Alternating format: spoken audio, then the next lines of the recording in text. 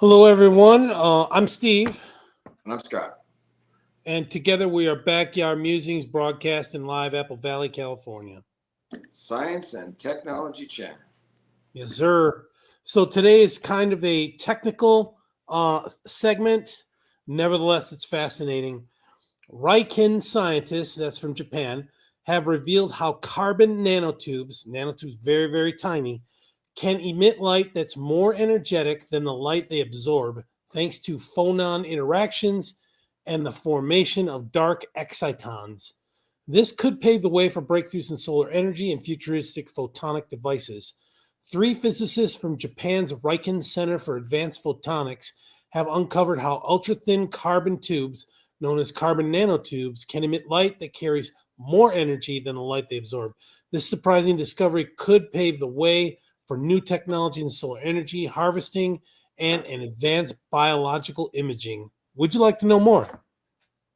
Most of us are familiar with how some materials glow under ultraviolet light, like fluorescent paints. These are classic examples of photoluminescence, where a material absorbs high energy UV light and then releases low energy visible light. For all you Marines and Army guys out there, soldiers, you'll know that the ACOG, which is a sight that goes on your rifle, uses tritium for photoluminescence, so you can see at night. The stars allow you to see that inside the scope, the dots. So is that a low budget infrared type thing? No, not infrared. It puts dots on the, and you don't have to use batteries inside the scope. So In you the don't scope? like you have a red dot. What? On the crosshairs? Like on the crosshairs of the scope? Right, either crosshairs or a dot. Hmm. And it just uses the light from the stars. No batteries needed. Cool. So, but in some materials, the reverse can happen.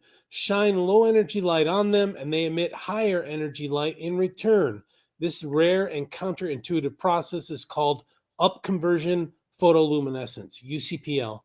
It's of growing interest because it could improve solar cell efficiency by converting unusable low energy light into electricity producing high energy light. In typical photoluminescence, incoming light excites an electron, lifting it to a higher energy level and leaving behind a positively charged hole. The electron and hole briefly form a bound state called an exciton. I sent one of those to my wife yesterday on a text message. Oh, I think, yeah.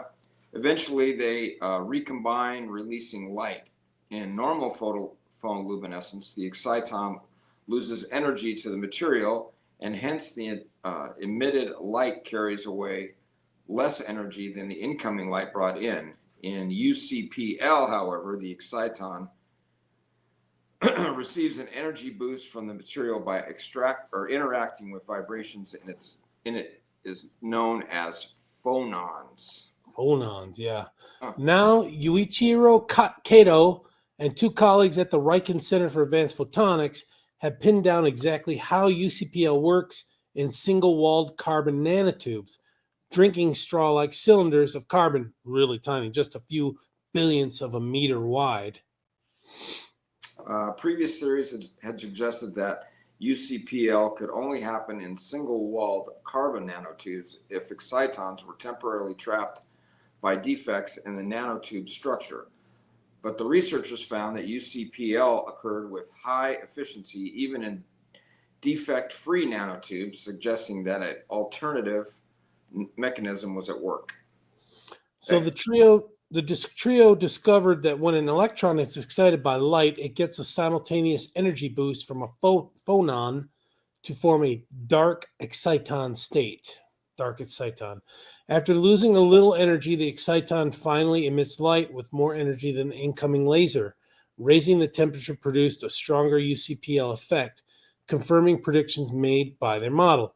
Quote, phonons are more abundant at higher temperatures, enhancing the likelihood of phonon-mediated transitions, says Kato. The researchers plan to study the possibility of cooling a nanotube using laser illumination to remove thermal energy by UCPL and explore energy harvesting opportunities to create a nanotube-based device. Quote, by establishing an intrinsic model of UCPL in single-wall carbon nanotubes, we hope to open up new possibilities for designing advanced optoelectronic and photonic devices, says Cato. Fine with me. Bring it on. Yeah, something tells me they didn't learn this kind of stuff on YouTube. This was, they had to go to class to do this kind of stuff. Lots of classes, yeah. And it sounds like this could boost the efficiency of solar. That's good.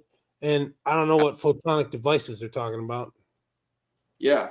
So, I was thinking the other day, so, you got these, I mean, remember back in the 80s when solar kind of first started to take off, and the panels that they had were huge, gigantic panels, and they were expensive.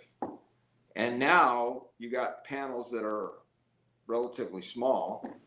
And I'm thinking, even on some of these panels that you have for portable devices like solar generators to recharge solar generators, or if you're out camping, they've got these fold out panels.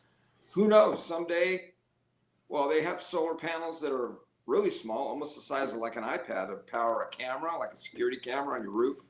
So they're coming a long way with this stuff. But anyway, and it's like computers. It's always advancing. So where they can only get 300 watts on a panel, they increased it to 320, 350, 400, 450, 500. I think they're up to 550 watts on one panel, almost double the efficiency from 5 years ago. Right. All right. Well, we're loving it, and we're going to keep on top of it, right? Yes, absolutely. Thank you for joining us. Take care, everyone. Thanks.